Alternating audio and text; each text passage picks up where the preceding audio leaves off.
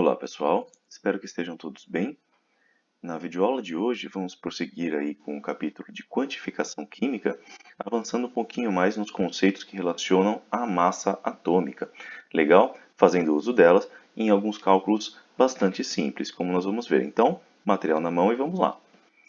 Gente, primeiramente vamos lembrar que estamos fazendo uso de alguns cálculos que em química são chamados de estequiometria, tá? Aqui para quantificar, ou seja, para contagem de átomos e moléculas. Legal? Vamos ver como é que funciona. Tudo inicia com alguns estudos feitos por Avogadro, né? Um cientista famoso aí na nossa história, um cientista italiano, certo? Lorenzo Amedeo Avogadro, que descobriu como quantificar então átomos e moléculas, né? Partindo do princípio da proporção fixa das substâncias, ou seja, das leis ponderais. Legal? Dessa forma, fazemos uso do princípio de contagem, né, de medidas, em que uma grandeza ela tem a sua intensidade, ou seja, o seu valor, o seu módulo, seguido da sua unidade de medida. Legal? Tendo isso em mente, eis que surge então a famosa constante de Avogadro. É um número descoberto por esse cientista e é baseado no conceito de massa atômica, né? Como nós já vimos. Lembrando que uma unidade de massa atômica, que é uma massa baseada na massa do carbono 12, né? Significa 1/12 do carbono 12. Uma unidade de massa atômica ela corresponde a 1,66 vezes 10 elevado a menos 24 gramas. Legal? Como já tínhamos visto no material anteriormente. Tá certo? Então, vamos calcular a massa atômica para o bromo, por exemplo. Isso por quê? Porque a massa atômica do bromo ela não é a mesma que o número de massa dos átomos de bromo. Porque, afinal, o bromo ele tem dois isótopos, certo? Bastante comuns. Um deles tem número de massa 79 unidades, o que significa que entre prótons e nêutrons ele tem 79 unidades no total de partículas lá no núcleo. E o outro isótopo do bromo tem 81 de número de massa. Certo? Então, o que nós temos? Nós temos esses dois isótopos do bromo, sendo que a abundância natural deles é, respectivamente, 50 e praticamente 50 e 50%, né? Ou 51 e 49%. Certo?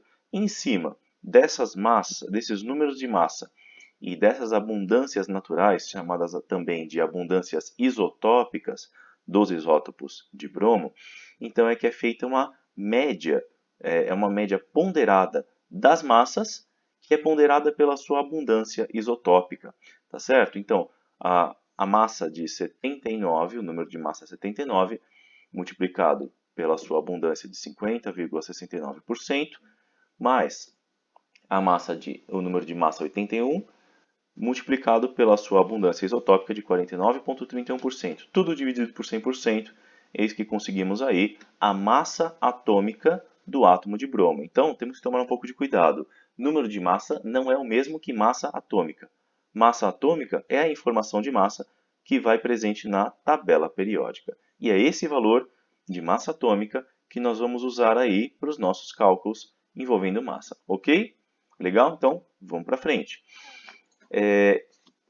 Avogadro, ele descobriu então esse valor. Esse valor é a constante de Avogadro, certo? Ou também conhecido como número de Avogadro, que é o 6 vezes 10 elevado a 23. Naturalmente, ele é um número aproximado, tá? Ele é um número que foi arredondado, ele é um número próximo de 6,022 e mais alguns dígitos, tá? Que foi aproximado para 6.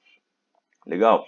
Então, ele pode ser representado pelo símbolo Na, como número de Avogadro, também chamado de constante. Esse valor ele significa que em 1 mol, por exemplo, de moléculas de água, teremos 6 vezes 10 elevado a 23 moléculas de água. Em 1 mol de átomos de hidrogênio, teremos 6 vezes 10 elevado a 23 átomos de hidrogênio. Em 1 mol de elétrons, teremos esse número de elétrons. Conclusão, 1 mol ele corresponde a essa quantidade. É como trabalhar a dúzia. A dúzia significa 12 unidades. A centena significa 100 unidades. O mol significa 6 vezes 10 elevado a 23 unidades de qualquer coisa. Legal? Para que um número tão grande? O mol, como nós podemos ver que ele é da ordem de 10 elevado a 23, é um número muito grande. Para que serve? Para medir quantidades de coisas muito pequenas, como moléculas, átomos, elétrons, íons, etc. Tudo que gira em torno da dimensão no mundo atômico. Legal, gente? Por isso, o uso do mol, descoberto aí pelo cientista Lorenzo Amedeo Avogadro. Legal? Bom, então isso significa que se temos 1 mol de átomos de oxigênio, nós teremos 6 vezes 10 elevado a 23 átomos de oxigênio, o que significa que se nós teremos 3 vezes 10 elevado a 23, quantos mol de átomos nós teríamos? Fazendo aí o cálculo pela regrinha de 3, teremos o quê? Meio mol. Portanto, o mol também tem as suas derivações em termos de 2 mol, 3 mol, 4 mol, meio mol, 1/3 de mol, e assim vai, certo? Assim como falar como meia dúzia, 2 dúzias. Legal? O mol segue os mesmos padrões. Beleza? Então a quantidade em mols, que também chamamos de quantidade de matéria, pode ter medidas variadas aí. Beleza? Bom, voltando à questão da massa atômica, já entendemos a ideia de proporção, em que, por exemplo, uma molécula de água tem 2 vezes a massa do hidrogênio, mais 1 vez a massa do oxigênio, e jogando esses valores aí na fórmula, teremos que a massa atômica da água é igual a 18 unidades. Lembrando que em 1 mol, então, de moléculas de água, nós teremos automaticamente 2 mol de átomos de hidrogênio e 1 mol de átomos de oxigênio, né? É como numa bicicleta, se tivermos 1 mol de bicicletas, teremos 1 mol de quadros e 2 mols de rodas. Legal? É proporção. Beleza, gente? Agora, uma última coisa que vale a pena destacar é a ideia de que, uma vez que temos a massa atômica ou a massa molecular de alguma substância, nós automaticamente temos a massa molar. Por quê? O que muda é essencialmente a unidade de medida de massa, certo? Então, a massa atômica ou massa molecular tem a medida em unidades de massa atômica. É esse U aqui, certo? Enquanto que a massa molar tem a sua medida em unidades gramas por mol, o que significa a quantidade em gramas presentes em uma quantidade de 1 mol. Legal? Então, esse aí é o conceito, que massa molar é uma medida em gramas disso, para cada 1 mol, uma quantidade de 1 mol daquela substância. Beleza?